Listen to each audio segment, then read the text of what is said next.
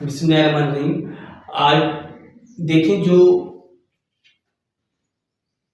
Witnesses होते हैं वो अदर के आंखें और कान होते हैं, क्योंकि उनकी गवाही के ऊपर किसी को सजा आती है और कोई बाइज्जत बरी हो जाता है, और सिमिलरली उसकी उनकी गवाही के ऊपर किसी को लीफ मिल जाता है या फिर किसी के खिलाफ फैसला आ जाता है।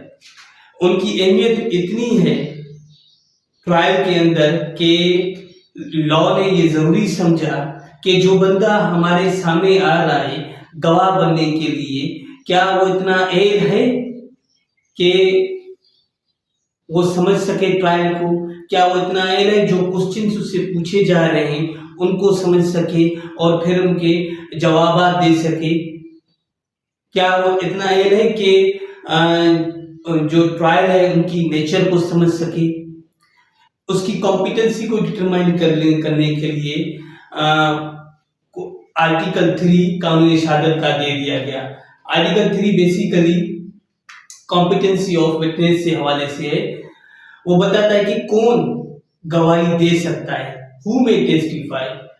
ओके, तो बेसिकली कॉम्पिटेंसी का मतलब क्या है? कॉम्पिटेंसी बेसिकली उसका मतलब ये है कि ऐसी कंडीशन जो कि रिक्वायर्ड है, ऐसी एबिलिटी जो कि रिक्वायर्ड है गवाही देने के लिए, ठीक है, उसको हम कहते हैं कॉम्पिटेंसी। यानी कि बिफोर के बंदा गवाह दे, हमें क्या चीज देखनी है? क्या वो इतना एल है कि वो गवाही दे पाए? उस कंडीशन को, उस एबिलिटी को, उस गवाही देने की काबिलियत को हम क्या कह रहे हैं? कॉम्पिटेंसी कह रहे हैं। आर्टिकल 3 का सब क्लॉज, आर्टिकल 3 का क्लॉज 1 कहता है कि all persons are competent to testify unless prevented from understanding the questions put to them और giving rational answers to them due to tender age, old age, disease of mind और body. Article 3 की नजर में, कानूनी शहादत की नजर में, जनरली हर एक बंदा कॉम्पिटेंट है अगर वो समझ सकता है सवालों को और उसका रीजनेबल, रेशनल, इंटेलिजेंट जवाब जो है दे सकता है, तो वो कॉम्पिटेंट है। वो एज ए विटनेस कॉल किया जा सकता है, कोर्ट उसको एज ए विटनेस के तौर पर मान सकती है, ले सकती है। अगर ऐसा बंदा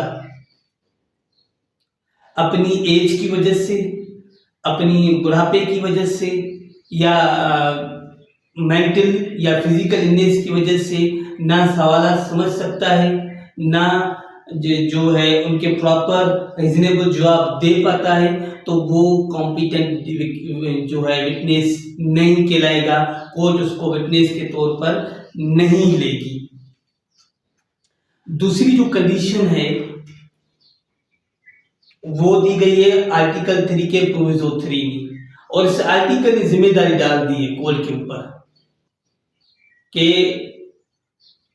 आप डिटरमाइन करें कॉम्पिटेंसी किसकी, विटनेस की, किस चीज को नजर में रखते हुए, किस क्वालिफिकेशंस को नजर में रखते हुए, किस क्वालिटीज को नजर में रखते हुए, जो क्वालिटीज, जो क्वालिफिकेशंस इस्लामिक इंजेक्शंस ने रखी हैं एक बंदे के लिए जो कि विटनेस होने जा रहा है, या जो बंदा विटनेस बनना चाह रहा है उसके लिए जो क्वालिटीज रखी हैं इस्लामिक इंजेक्शंस ने, इस्लामिक लॉ ने, क्या एक बंदा उस क्वालिटीज पे खड़ा उतरता है या नहीं उतरता?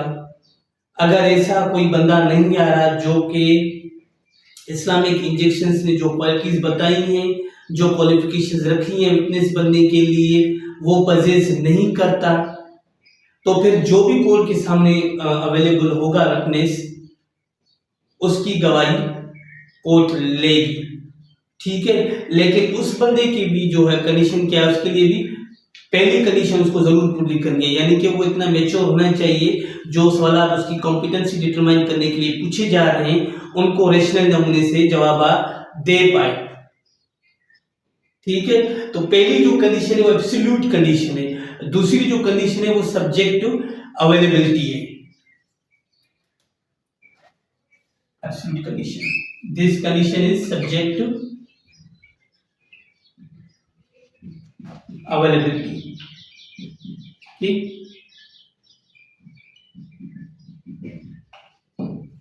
Note it down.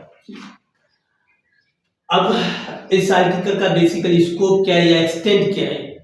अब ये जो आर्टिकल है या ये जो जो दो अल्फाज है, ये इस आर्टिकल का स्कोप और एक्सटेंट दोनों बता देती हैं।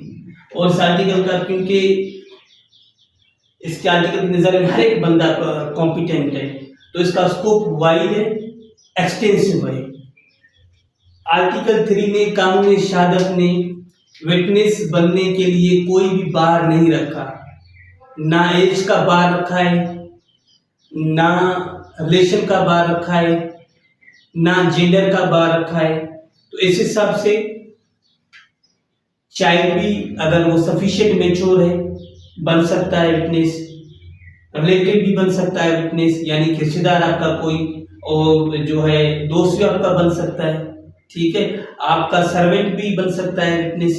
इस हिसाब से जो आपका जुर्म में साथी है अनकम्प्लिस, वो भी बन सकता है, लेडीज भी बन सकती है। लेकिन वुमेन के केस में क्या है,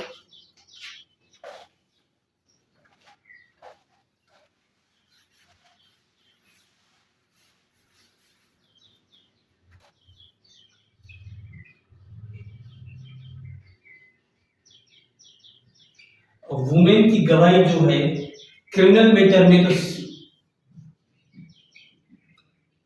सिंगल लेडी की भी गवाही चल जाती है। ओके, सिंगल लेडी की गवाही के ऊपर किसी की कन्विक्शन भी हो सकती है, किसी की अक्विटल भी हो सकती है। लेकिन जब बात हो फाइनेंशियल मामला की या फ्यूचर ऑब्लिगेशन की,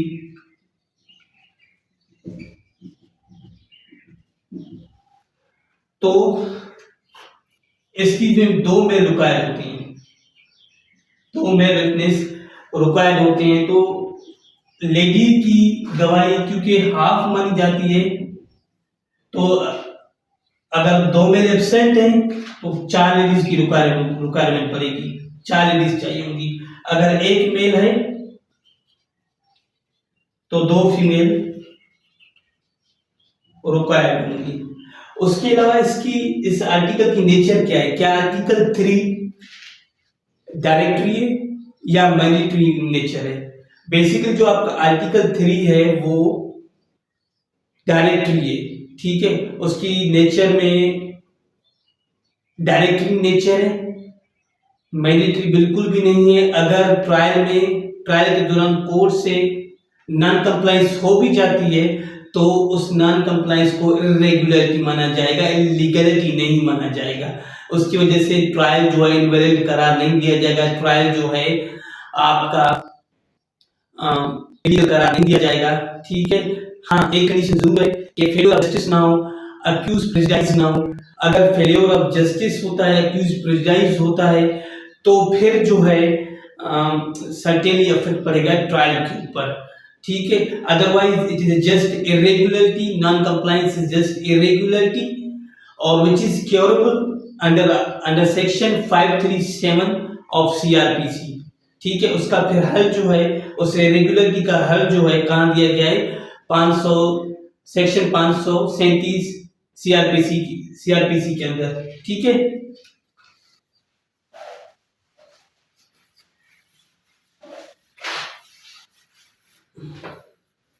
नेचर क्या है, डायरेक्टरी।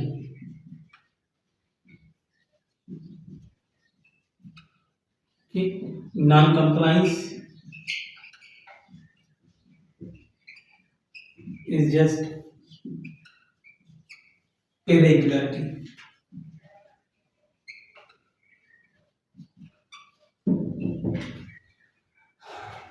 Okay, 1986 PCRLJ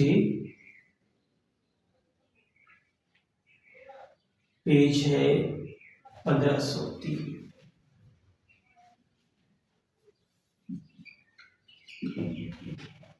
ठीक है। दूसरी बात ये कि एक और भी बंदा है जो कि सफिशिएंट मेच्योर है, लेकिन लॉ फिर भी उसको गवाह के तौर पर नहीं लेगा। वो बंदा जो कि झूठी गवाही के सिलसिले में सजा काट चुका हो, उसकी कन्विक्शन हुई हो, तो वो जो बंदा काबिल कबूल नहीं है एज अ विटनेस, उसको कोर्ट जो है विटनेस के तौर पर नहीं लेगी। हाँ, कोर्ट की सेटिस्फिकेशन के मुताबिक अगर वो बंदा तौबा ताइब हो चुका है, उसने अपने रास्ते ही हैज मेंटेड हिज वेज, तो फिर जो है वो कॉम्पिटेंट विटनेस के तौर पर लिया जा सकता है, या फिर उसको कोर्ट एज विटनेस कॉल जो है कर सकती है। अदरवाइज जो है वो भी बाय लॉ क्या है, इनकॉम्पिटेंट है। ठीक है। दूसरी चीज याद रखें कि कॉम्पिटेंसी ऑफ विटनेस और credibility of witness and value of his testimony में दिन रात का फर्क है। जो कॉम्पिटेंसी है वो जस्ट रिलेटेड टू पर्सन है। ठीक है। अब टेस्टिमनी एक इंटायर कॉन्सेप्ट है। टेस्टिमनी के ऊपर कोर्ट किसी को कन्विक्शन देती है नहीं देती, टेस्टिमनी को मानती है या नहीं मानती, या कितना उसको वेट देती है, या कितना जो है टेस्टिमनी को एज अ प्रोबेटिव फोर्स जो है कोर्ट लेती है। ये इंटायर डिफरेंट कॉन्सेप्ट है। किससे? कॉम्पिटेंसी से। Competency just related with person के पर्सन से जो है रिलेटेड है। आर्टिकल 3 का पहला लेक्चर कंप्लीट हुआ। आगे लेक्चर और भी आएंगे।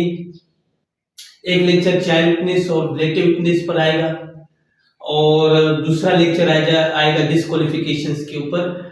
डिस्क्वालिफिकेशन जैसे कि मैंने आपको बताई, tender age, old age, disease of mind और बॉडी, एक लेक्चर उनके भी ऊपर भी आएगा। आप लोग उसको वॉच कीजिएगा ताकि कंप्रिहेंसिव व्यू आप ले सकें आर्टिकल 3 का।